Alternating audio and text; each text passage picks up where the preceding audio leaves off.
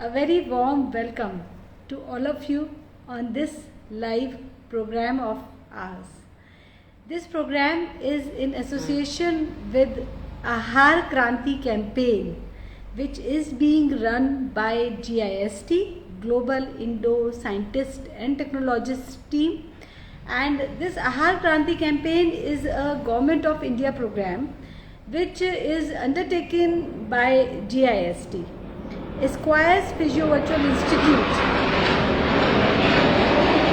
is joining hands with Ahar Kranti team to spread awareness about the right diet, about immunity improvement, about wellness through diet.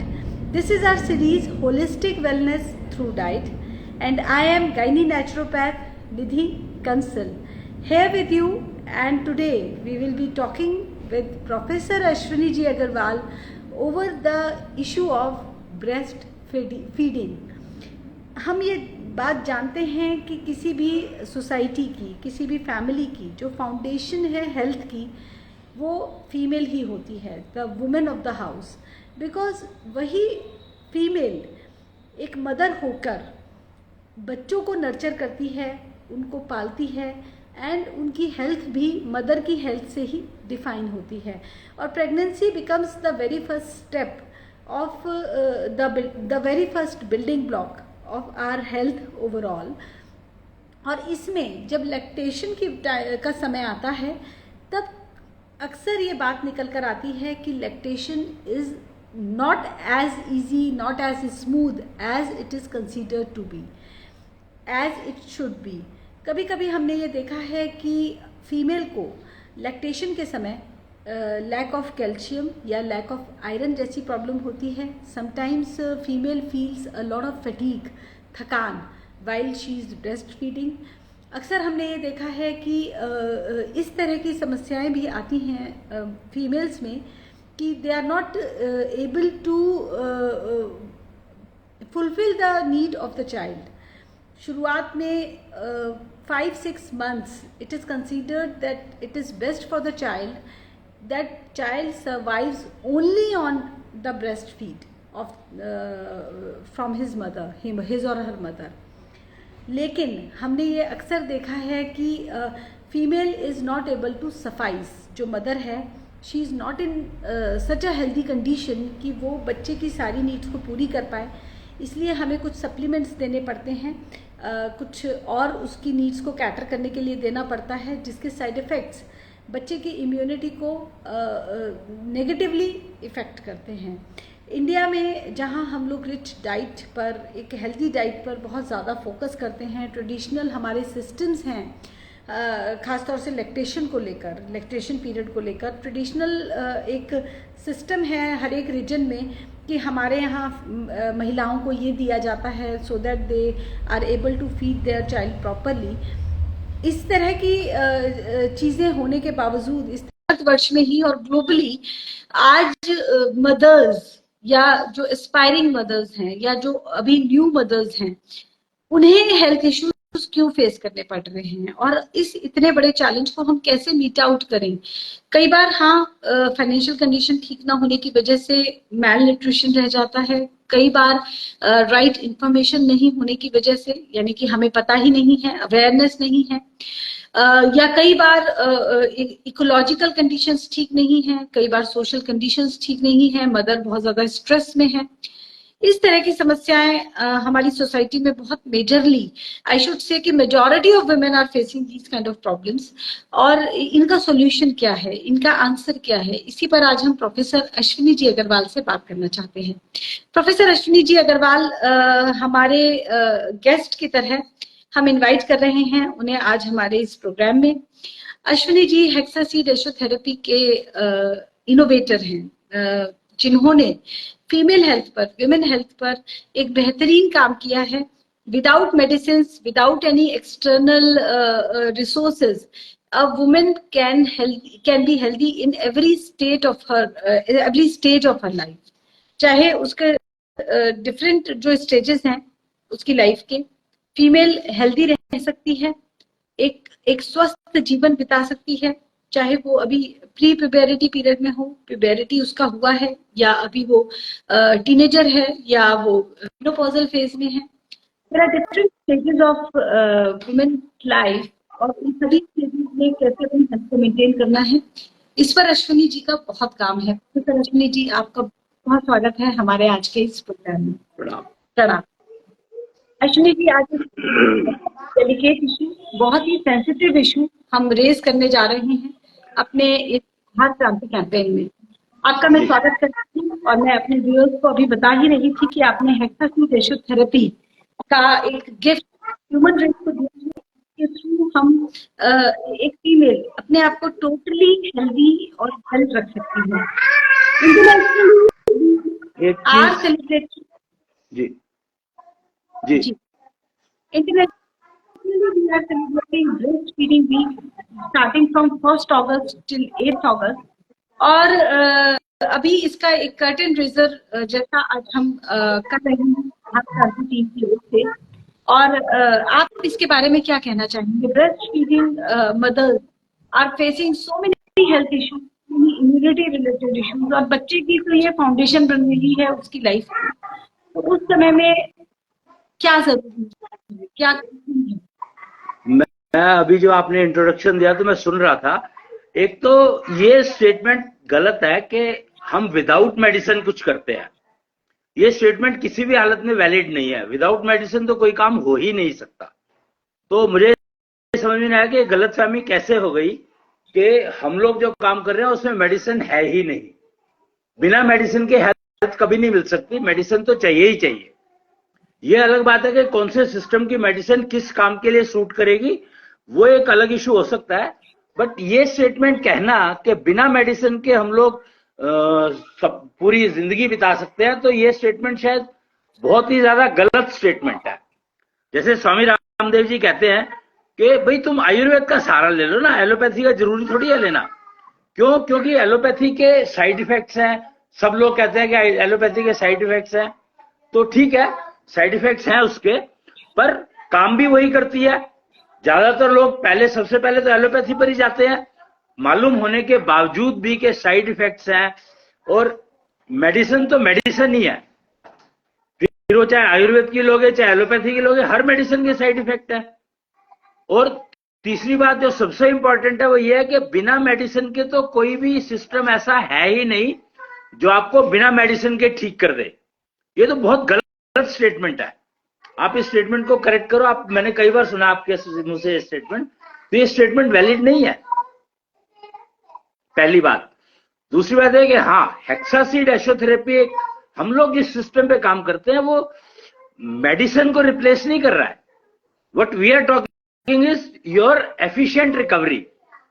हमारा जो system है, ये हेक्सासीड एशोथेरेपी है या 5 seed naturopathy है या और सिस्टम है, तो ये भी एक एड ऑन मेडिसिनल सिस्टम ही है अपने आप में। हाँ, फर्क ये है कि अभी तक जो मेडिसिन सिस्टम चल रहे थे उसमें हम लोग कोई एक्सटर्नल हेल्प लेते थे, कोई एक्सटर्नल एलिमेंट ले लिए, जैसे वो विटामिन ले लिए, मल्टीविटामिन ले लिए, या सिंगल विटामिन ले लिया, या कुछ भी ले लिया। मतलब some add-ons we used to take, जैसा कि तुमने बताया कि वो एनर्जी ड्रिंक्स ले लिए या कुछ ले लिया, ऐसा कुछ लेते थे। हमारे सिस्टम में हम लोग एक्सटर्नल कुछ नहीं लेते हैं ऑफ कोर्स लेते हैं, बट उसमें हमारा इंपॉर्टेंस आहार को है कि हम आहार ही ऐसा चूज करते हैं जो मेडिसिन का काम, मेडिसिन उसमें से अपने आप जनरेट कर ले। मतलब हम लोग क्या करते हैं कि अपनी बॉडी को इतना सेलेक्टिव बना लेते हैं, इतना एफिशिएंट बना लेते हैं कि वो आहार में से ही वो कंटेंट, वो कंपोनेंट निकाल लेता है जो कि हमें एज ए मेडिसिन एक्सटर्नली लेना पड़ता था। आप समझ रहे हैं फर्क? मेडिसिन दोनों केस में है, उसमें हम लोग आहार से मेडिसिन निकाल रहे हैं और इसमें हम लोग एक्सटर्नल एक कोई और एड ऑन टू दी आहार ले लेते हैं। बेसिक डिफरेंस ये है। When I said कि we are going without medicines, क्योंकि नेचुरोपैथी जैसे ही हम वर्ड यूज करते हैं, तो it is suppose to be no external medicine, नहीं, ऐसा नहीं है। कहाँ नेचुरोपैथी भी तो मेडिसिन यूज करती है। नेचुरोपैथी ड्रिंक्स को, ये जो क्या कहते हैं इसको, जूसेस और फ्रूट खाने को कहती है कि नहीं कहती है? Naturopathy also works on medicine. The problem is, only difference is that, okay, they try to again supplement it with some other add-on, like कोई फ्रूट दे दिया कि ये फ्रूट खा लो, खाना बंद कर दो, ये कच्ची वेजिटेबल खा लो। नेचुरोपैथी वाले ये करते तो हैं।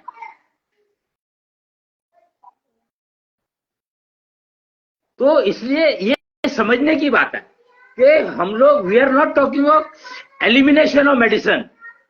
What we are talking is that you can make yourself in such a way, upbring yourself in such a way that we are able to cultivate medicine, whatever my body requires, from the food which I am taking. That is the key point. जो सबसे important point है वो यही समझने वाला है हमने, because lactation की बात कर रहे हैं हम लोग, तो lactation में प्रॉब्लम यही फीमेल फेस कर रही है आज की तारीख में कि उसको पता ही नहीं है कि उसके क्या डेफिशिएंट है उसके पास और उसको कंपनसेट कैसे करे। समस्या यही है। एक तो ये फैमिली प्लानिंग के उसमें जब टाइम, बेस्ट टाइम होता है प्रेगनेंसी का, वो टाइम मिस हो जाता है क्योंकि वो पता ही नहीं है बेस्ट टाइम ऑफ प्रेगनेंसी होता क्या है फीमेल के लिए। So they are not plan according to the best time of the pregnancy of life, they plan according to their income, or nature has nothing to do with income, mind it. And when you are able to convert your आहार, your food, आहार क्रांति की बात कर रहे हैं हम लोग, तो आहार क्रांति का मतलब ही यही है कि हम लोग आहार से ही अपनी बॉडी की जो भी नीड है, जैसी भी नीड है, हर तरह की नीड को उस आहार से पूरा कर पाए। That is the important point which we have to understand. हमें समझना ही होगा ये पॉइंट कि मेडिसिन तो हम ले रहे हैं। हम बात करते हैं सीबीएम टेक्नोलॉजी की। सीबीएम टेक्नोलॉजी क्या है कि convert your breath into medicine. So again medicine is still there, the only difference is that the air which I am using, I am converting some part of that air itself into medicine, like digestion. अब हम digestion की बात करते हैं। जो female की जो maximum problems आ रही है लैक्टेशन या प्रेगनेंसी से रिलेटेड, वो है डाइजेशन से related, that she is not able to digest though, absorb, rather than digestion I would say absorption, कि she is not able to absorb those contents which are highly desirable for her body and she has to take some external help, जबकि all those contents are available in normal food which she is taking, but she has not prepared herself to absorb those nutrients which are required for that particular period. जैसे lactation के time पर जो कुछ उसको चाहिए वो content absorb करने के लिए वो खाना जो भी खा रही है, फूड जो खा रही है, उसमें से उस पोर्शन को ज्यादा एब्जॉर्ब कर पाए, उसके लिए उसने कोई एक्टिविटी की नहीं। क्यों? क्योंकि उसको सिखाया ही नहीं किसी ने, बताया ही नहीं ये बात किसी ने कि ऐसा भी होता है। धन्वंतरी का बीज ज्ञान यहां पर हमें समझना होगा कि धन्वंतरी के बीज ज्ञान आधारित किचन अगर हम बनाते हैं तो उसमें हर वो चीज, हर वो कंटेंट अवेलेबल होगा जो कि आपकी बॉडी को उस टाइम पर चाहिए जब उसकी नीड है। वो कहते हैं ना, एलोपैथी का फंडामेंटल रूल क्या है? एलोपैथी का फंडामेंटल रूल ये है कि body will reject whatever it doesn't want, and that is the perfect rule, best rule one can ever follow. But why side effects? The problem is कि हमारी body reject करने का एक वो है, जो सिस्टम है उसकी पर्टिकुलर एफिशिएंसी है, हम उस एफिशिएंसी को नहीं बढ़ाते हैं। प्रॉब्लम हमारी क्या है कि डाइजेशन की एफिशिएंसी है वो बड़ी पुअर है, एब्जॉर्प्शन की एफिशिएंसी के बारे में पता ही नहीं है कुछ भी। और सबसे बड़ी बात यह है कि हम लोग, किचन ही हमारा जो है धन्वंतरी बीज ज्ञान पे आधारित है ही नहीं। इवन आयुर्वेद वाले प्रिवेंशन का खाने का बताते हैं कि ये परहेज करना चाहिए आपको, इस मौसम में ये परहेज करना। कितनी वीडियो मिल जाएंगी आपको जो बताती है कि कौन से महीने में क्या नहीं खाना है, बाकी कुछ भी खाओ। तो वो प्रिवेंशन किस लिए है? क्योंकि उस एलोपैथी की प्रॉब्लम बता रहा हूं मैं ये, कि एलोपैथी इस फॉर्मूले को फॉलो करती है कि body will reject whatever body does not need, तो you take anything. But the problem is that rejection की जो एफिशिएंसी है उसके ऊपर हमने कभी ध्यान नहीं दिया। अगर एलोपैथी आज अपने सिस्टम में डाइजेशन एफिशिएंसी, एब्जॉर्प्शन एफिशिएंसी, इन चीजों को ऐड कर ले तो एलोपैथी से बेटर कोई सिस्टम ही नहीं है मेडिसिन का। आज आयुर्वेद क्यों एलोपैथी के मेडिसिन सिस्टम पर जाना चाहता है? सिर्फ इसलिए बिकॉज दे फाउंड के अल्टीमेटली एलोपैथिक इमरजेंसीज के लिए एलोपैथी का सिस्टम बेस्ट है। They agree to this, but the problem with allopathy system is that it does not bother about your digestion efficiency. It doesn't know at all about your absorption efficiency. And entire Ayurved knows all about all vegetables, all fruits, that what are the contents which are usable for the person in what time. मतलब महीने के हिसाब से उन्होंने point out किया हुआ है कि हमें इस मौसम में ये नहीं खाना है। जैसे सावन का महीना आया तो सावन के महीने में हमें दूध नहीं लेना है, milk we have to avoid. But which milk? कौन सा मिल्क? लैक्टेशन पीरियड तो आप बदल नहीं सकते, तो वो तो आपको लेना ही पड़ेगा, देना ही पड़ेगा बच्चे को।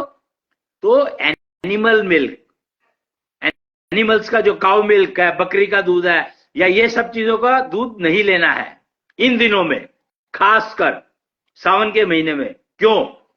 क्योंकि इन दिनों में जो रॉ मटेरियल है विच दिस एनिमल्स ईट, जो ये गाय भैंस और बकरियां ये जो खाती हैं, ये मटेरियल जो है कच्चा होता है।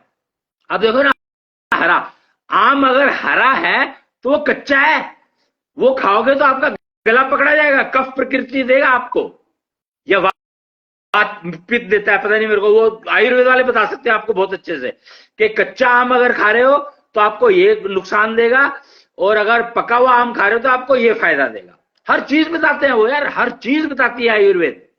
तो परहेज का जो सिस्टम है वो आयुर्वेद से ले लो, और मेडिसिन का सिस्टम आप एलोपैथी से ले लो, और एफिशिएंसी इंप्रूवमेंट का सिस्टम तुम 5 सीड नेचुरोपैथी या हेक्सा सीड एशोथेरेपी से ले लो, तो आपका बहुत परफेक्ट सिस्टम हो जाएगा हर चीज के लिए। हर एंगल से you will have holistic wellness. You have to adopt the procedure of holistic wellness, not holistic health, not holistic wealth, nothing holistic but holistic wellness, which covers everything for female and everything for male. So talk of holistic wellness, और वो उसका जो root है, holistic wellness का जो root है वो आहार है आपका। धन्वंतरी बीज ज्ञान आधारित किचन होना चाहिए। The kitchen should be based on Dhanvantari ज्ञान, एंड आहार आपको लेना है। आहार क्रांति इसीलिए शुरू की गई है क्योंकि ये आधार है होलिस्टिक वेलनेस का। और होलिस्टिक वेलनेस में आपका कैरियर भी आ जाता है, आपकी मैरिज भी आ जाती है, आपका प्रेगनेंसी पीरियड भी आ जाता है, आपका लैक्टेशन पीरियड भी आ जाता है, आपका डाइजेशन सिस्टम भी आ जाता है, आपकी हेल्थ भी आ जाती है, आपका बर्थ भी आ जाता है, आपकी डेथ भी आ जाती है। It covers all aspects of life. There are 7 aspects of life, and all these 7 aspects are covered in आहार क्रांति, होलिस्टिक वेलनेस, जिसका आधार है आहार क्रांति। आहार जिसका आधार है, और क्रांति लाने की जरूरत है आहार में, पर फंडामेंटल समझने होंगे। मेडिसिन सिस्टम एलोपैथी का, परहेज सिस्टम जो प्रिवेंशन सिस्टम आयुर्वेद का, परहेज सिस्टम डाइट कंट्रोल आयुर्वेद का, और 5 सीड नेचुरोपैथी का डायग्नोस्टिक सिस्टम ले सकते हो चाहो तो, नहीं तो वो तो ले efficiency improvement, digestion efficiency improvement, और फीमेल्स के लिए हेक्सासीड एशोथेरेपी एब्जॉर्प्शन, फीमेल्स के लिए एब्जॉर्प्शन बहुत ज्यादा जरूरी है, मेल के लिए डाइजेशन सिस्टम बहुत ज्यादा जरूरी है, और फीमेल के लिए डाइजेशन सिस्टम तो जरूरी है ही, क्योंकि एब्जॉर्प्शन जो है डाइजेशन के बाद शुरू होता है, और अगर मेल्स को कोई प्रॉब्लम है, कोई समस्या चल रही है, तो उनको एब्जॉर्प्शन सिस्टम अपना इंप्रूव करना ही पड़ेगा। And selective absorption, that you should absorb that content more which your body requires, is lacking. तो 3 सिस्टम आपको मैंने बता दिए, allopathy, Ayurveda and hexaseed ashotherapy for females, 5 seed naturopathy for general. और एलोपैथी क्या देगी आपको? मेडिसिन देगी, और उस मेडिसिन की एफिशिएंसी इंप्रूवमेंट करने के लिए सिस्टम कौन देगा? 5 सीड नेचुरोपैथी देगी, और आयुर्वेद जो है परहेज बताएगा। तो इन तीनों को होलिस्टिक अप्रोच में अगर आप जाना चाहते हो तो आपको ये तीनों इस तरीके से अडॉप्ट करनी पड़ेगी। एक प्रैक्टिस सिस्टम है साउडे सिस्टम, साउडे सिस्टम ये 5 सीड नेचुरोपैथी का ही बनाया हुआ है। साउडे means combine allopathy, Ayurveda and your Shwaspathy. Union of allopathy, Saude system is जो मैंने स्टडी किया था, union of allopathy and Ayurveda, removing side effects. नहीं एस भी तो है ना, श्वासपैथी तो आएगा ही आएगा ना। सॉडे मीन्स, एस मीन्स ये अपना श्वासपैथी, श्वासपैथी निष्ठा योग वाली। तो Shwaspathy, A stands for Ayurveda and allopathy, and U stands for union, and daily करना है। सॉडे system is union of Shwaspathy and Ayurved and allopathy. So allopathy gives you the medicine system, Ayurved gives you the parage system, diet system, and Dhanvantri kitchen आधारित diet system, and Shwaspathy or Nishtha Yoga gives you that 5 seed naturopathy, actually gives you the efficiency improvement of digestion and absorption. तो ये 3 चीजें आपको club करके union में use करेंगे तो आपकी जिंदगी में कोई भी समस्या का समाधान ना हो, ऐसा हो नहीं सकता 100%। और lactation period, pregnancy period, everything gets taken care of automatically in this. जी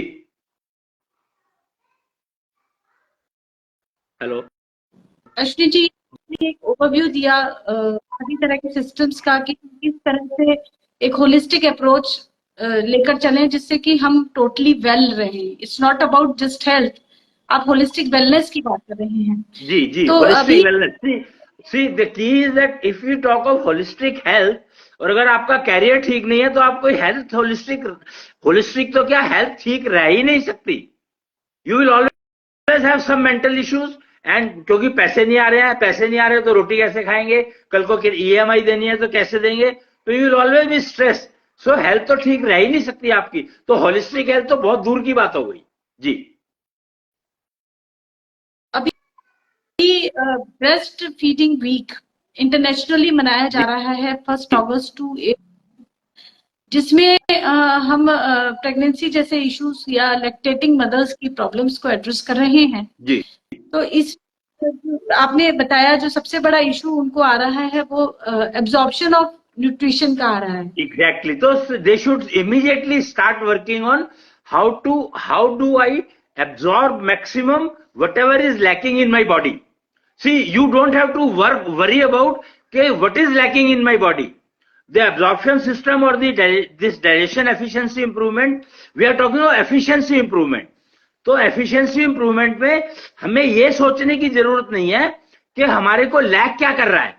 हम अपनी efficiency improve कर दें तो जो हम भोजन ले रहे हैं उसमें से वो content selectively body will select automatically and start absorbing maximum. You understand what I'm saying?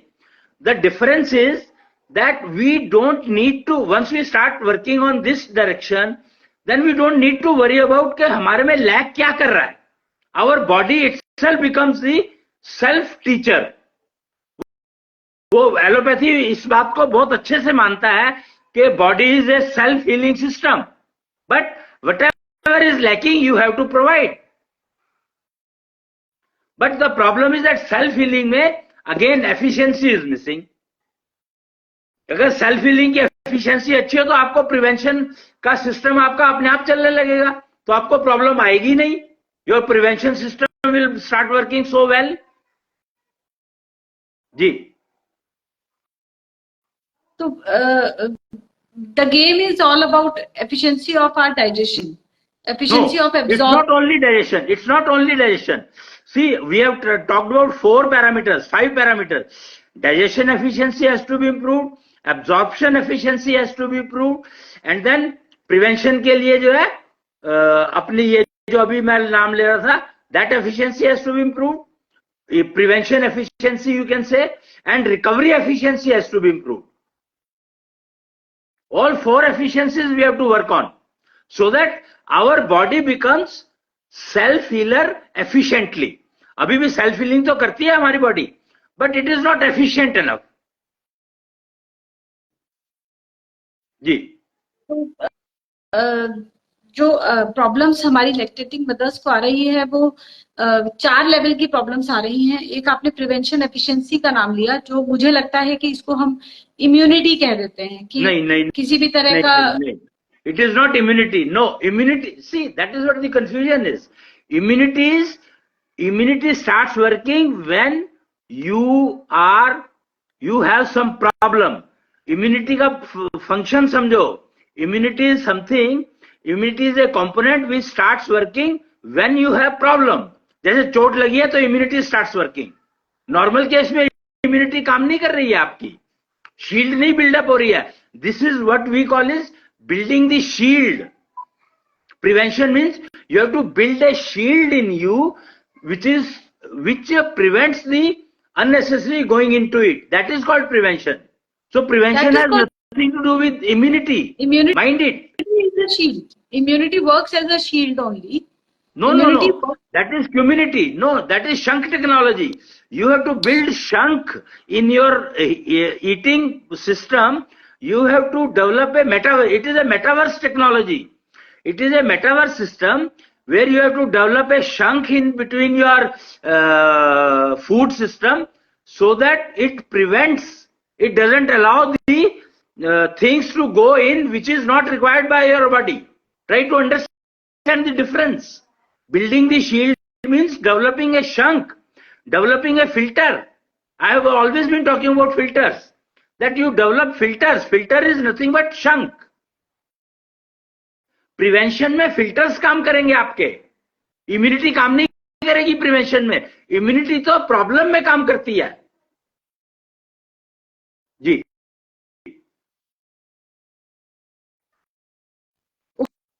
Okay, तो प्रिवेंशन में हमें I can't get exactly what prevention is. Filters. अरे प्रिवेंशन में फिल्टर करोगे ना, जैसे आप वो जो आपका सिंक है जी, that is what immunity is all about. नहीं. Prevention, how can prevention be immunity? अगर आपकी जाली, मान लो आपका जो फिल्टर है उसके जो होल्स हैं वो बड़े हैं, परफोरेशन बड़ी है, तो उसमें से छोटे मोटे जो कूड़ा है वो तो चला जाएगा अंदर. तो बिल्डिंग वी हैव टू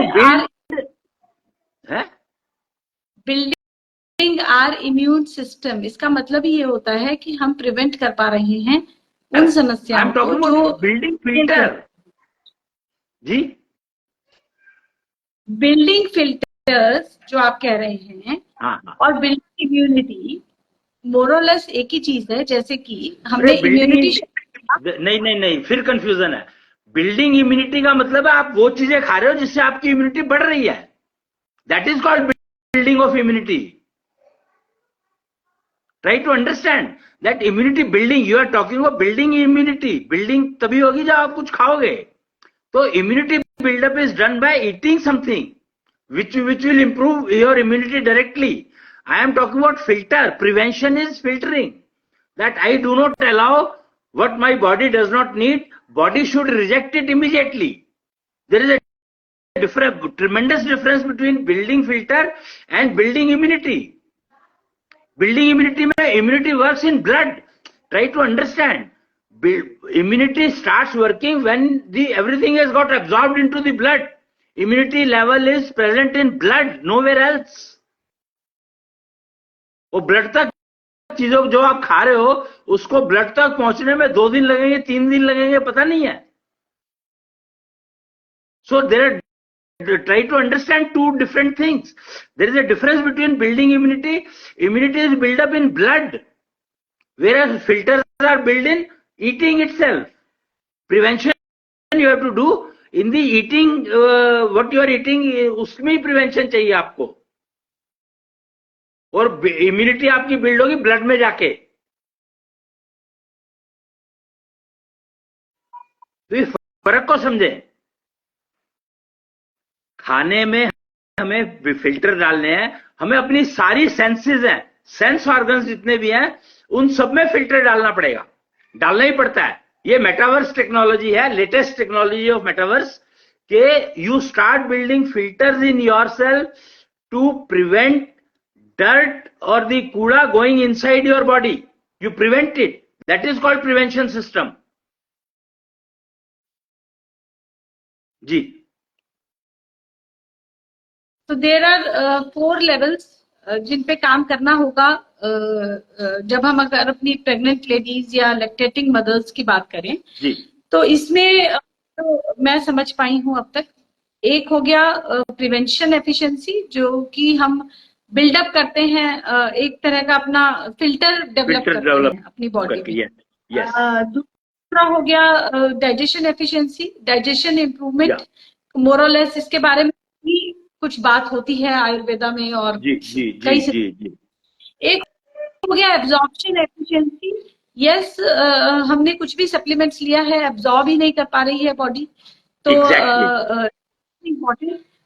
एक और लेवल पर आपने बात की, चौथे लेवल पर, जो मैं अभी तक समझ नहीं पाई हूँ कि what is exactly the 4th level.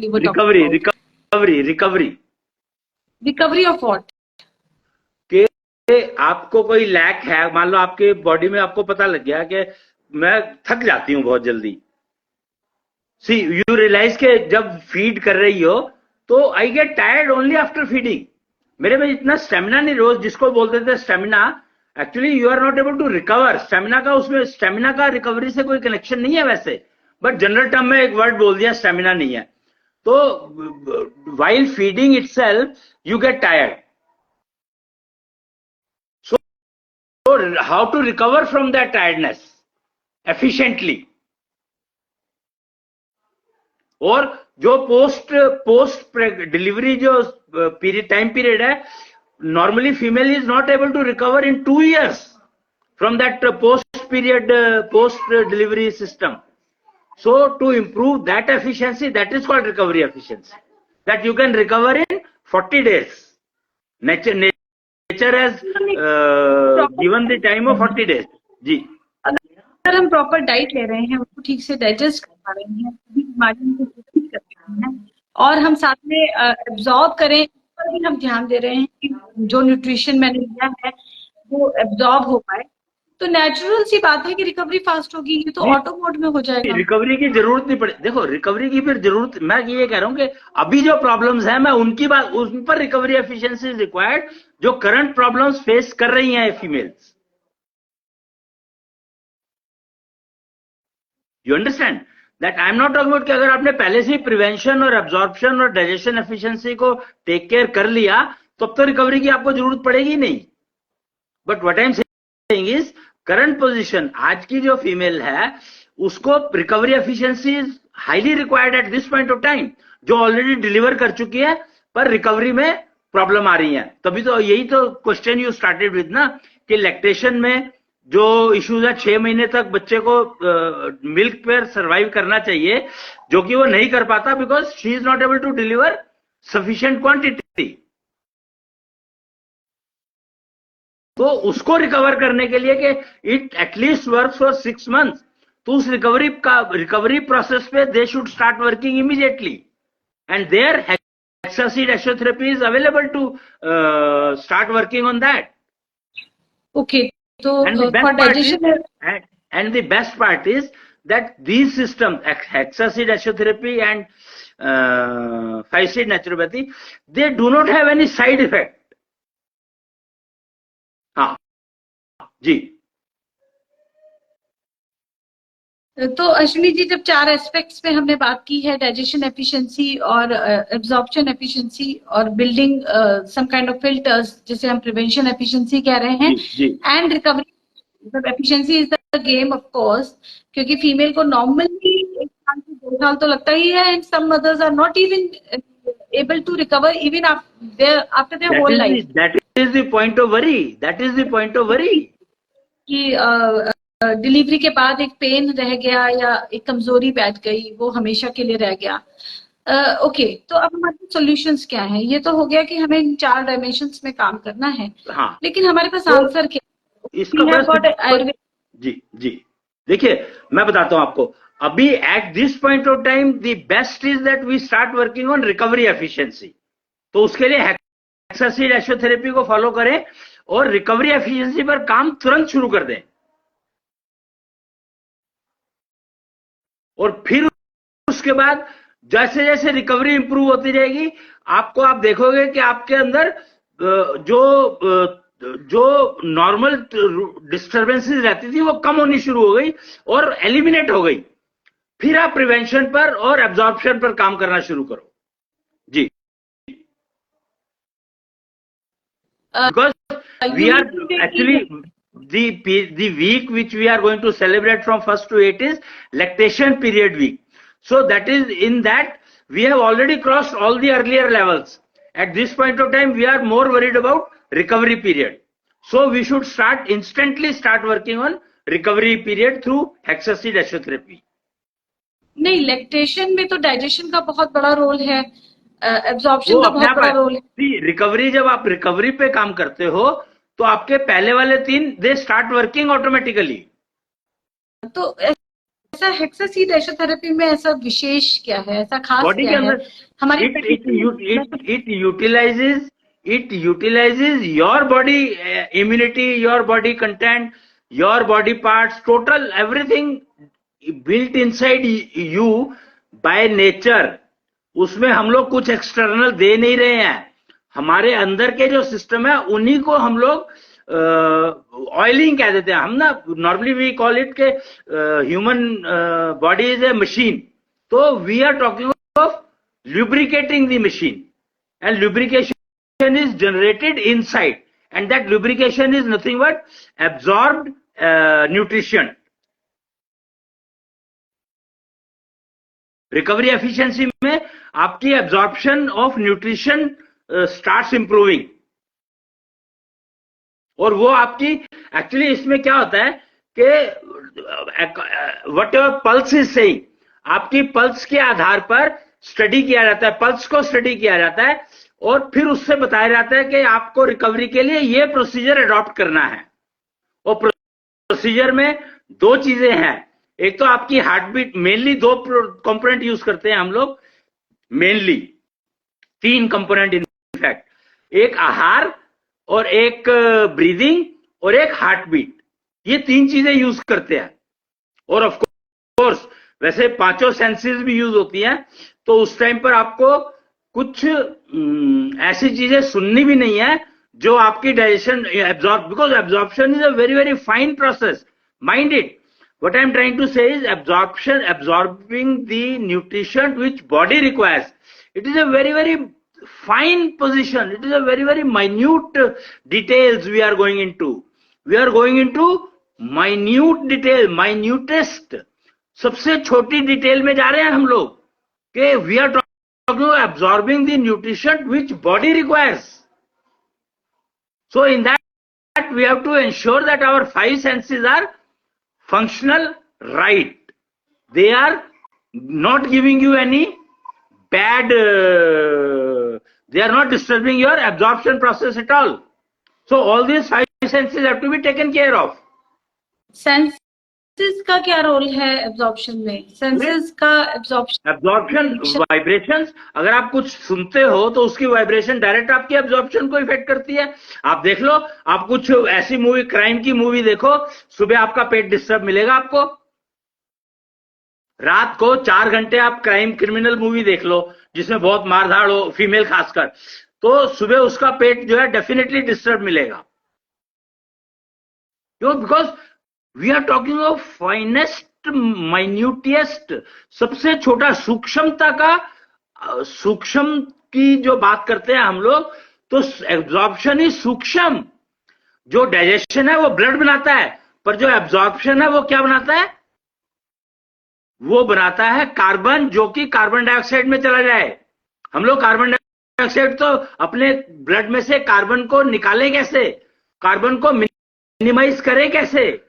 तो वो है absorption, that we absorb minimum carbon from there.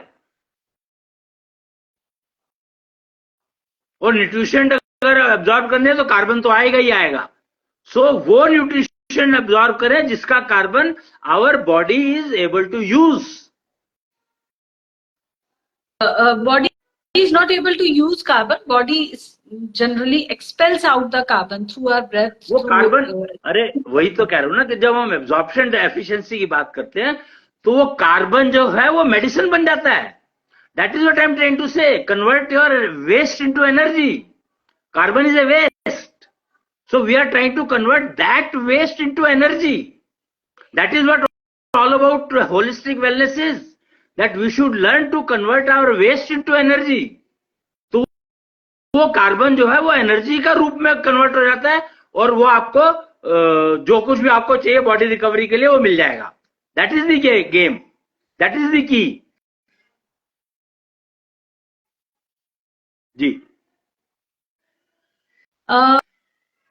Means जो अभी तक हम सिर्फ सप्लीमेंट प्रोवाइड करने पर बात कर रहे हैं. जैसे आहार क्रांति में भी हम लोग इस पर बात कर रहे हैं कि लैक्टेटिंग मदर्स को पता होना चाहिए कि किस तरह का डाइट उन्हें लेना है.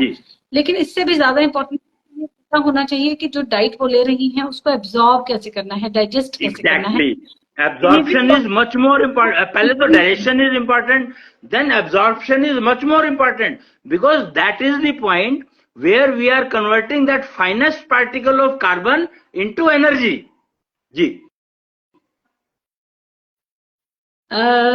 तो मुझे लगता है कि ये बहुत ही आपने कॉम्प्रिहेंसिव, आज हमें बहुत कम टाइम में ये कॉम्प्रिहेंसिव अप्रोच के साथ हमें बताया कि ब्रेस्ट फीडिंग के लिए एक्चुअली जरूरी क्या है. और इस अप्रोच को जाते हैं रिकवरी ऑफ द मदर, तो ये एक फैमिली का फाउंडेशन भी बनता है. क्योंकि अगर हमारा हैप्पीनेस लेवल ही लो है, बिकॉज फीमेल का अगर फिटनेस लेवल ही लो है, तो naturally she is not able to take care of her family later on. एक तो another advantage of this system is that once the mother starts recovering fast, the child's development will be beautiful. I mean, you will be surprised that the delivery जो भी हो गई, लेकिन आगे जो उसकी लाइफ चलेगी, that will improve a lot.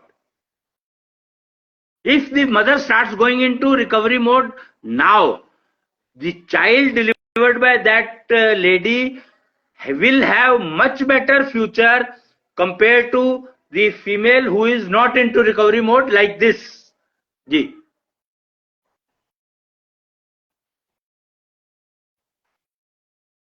जी.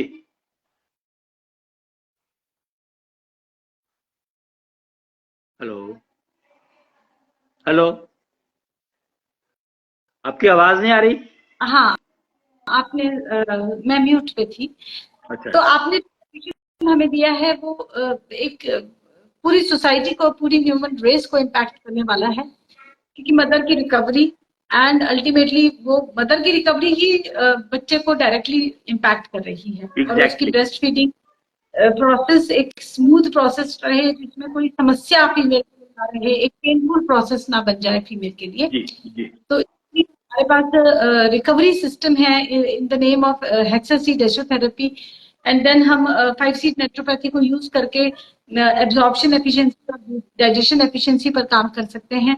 इसके साथ ही हमारे पास ट्रेडिशनल मेथोडोलॉजीज हैं, आयुर्वेद है और योगा है, एंड देन एलोपैथी सिस्टम तो है ही इमरजेंसी सिचुएशंस को हैंडल करने के लिए, सप्लीमेंट्स के लिए। तो पुट टुगेदर हमारे पास अवेलेबल बहुत कुछ है, सब कुछ है अवेलेबल। सिर्फ एक ही इशू था कि एलोपैथी के साथ डाइजेशन एफिशिएंसी जोड़ दो और आयुर्वेद का जो है परहेज जोड़ दो, तो आपका हेल्थ में कोई प्रॉब्लम रह नहीं सकती। जी जी तो अश्विनी जी, मुझे लगता है आज के लिए इतना ही। जी, हम जी। कोशिश करेंगे आप इस सब्जेक्ट पे थोड़ा और बात करने की, क्योंकि ये पूरा वीक सेलिब्रेट किया जाना है 1 to 8 अगस्त। जी। It's breast feeding week, internationally it is being celebrated. और अब ये बहुत ज्यादा इंपॉर्टेंट हो जाता है, क्योंकि अक्रॉस ग्लोब हम पा रहे हैं कि females are not able to deliver child है, डिलीवर हेल्दी चाइल्ड। उनका एक इंटरेस्ट खत्म हो रहा है, चाहे वो चाइना हो, चाहे जापान, चाहे कोरिया, चाहे यूके, चाहे US. they all are facing this problem now at a very alarming rate. तो ऐसे में इस सब्जेक्ट की इम्पोर्टेंस और भी ज्यादा बढ़ जाती है। तो आज के लिए इतना ही। बहुत बहुत धन्यवाद आपका हमारे साथ जुड़ने के लिए।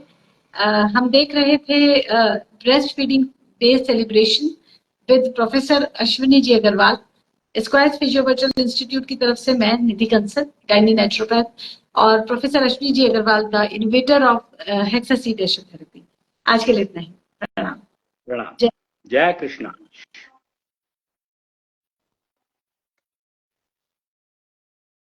मदर्स के लिए बहुत इंपॉर्टेंट है रिकवरी एफिशिएंसी पे ध्यान देना।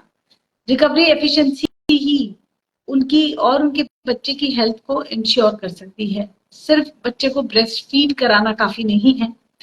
जब तक आपकी हेल्थ टोटली साउंड स्टेट में नहीं है, तब तक आपके बच्चे की हेल्थ इम्प्रोवाइज नहीं हो सकती। इसलिए इंपॉर्टेंट है ये समझना कि डाइजेशन की एफिशिएंसी को इम्प्रूव किया जाए, एब्जॉर्प्शन की एफिशिएंसी को इम्प्रूव किया जाए, प्रिवेंशन पे काम किया जाए, यानी कि डेवलपिंग फिल्टर्स, कि आपके अंदर कोई बीमारी, कोई नेगेटिविटी ना घुस पाए, and the most important recovery efficiency पे काम करना जरूरी है। हेक्सासीड एशोथेरेपी हमारे साथ है अब। इसके साथ ही आयुर्वेदा का परहेज सिस्टम ऑलरेडी एग्जिस्ट करता है। किस भोजन की तासीर क्या है, ये हमें बहुत अच्छे से जानकारी अवेलेबल है। आप किसी भी आयुर्वेद एक्सपर्ट से ये इंफॉर्मेशन ले सकते हैं, बुक्स में भी आपको ये इंफॉर्मेशन मिलेगी। अपनी तासीर के अकॉर्डिंग ही डाइट लें, जो आपको डाइजेस्ट हो जाए। वो बिल्कुल ना खाएं जो आपके लिए डाइजेस्टेबल ना हो। तो ये आपके लिए जानना बहुत जरूरी है। एंड देन रिकवरी एफिशिएंसी, ये बहुत इंपॉर्टेंट है, खासतौर से जिस मदर ने अभी अभी चाइल्ड डिलीवर किया है, उसके लिए ये बेहद इंपॉर्टेंट है।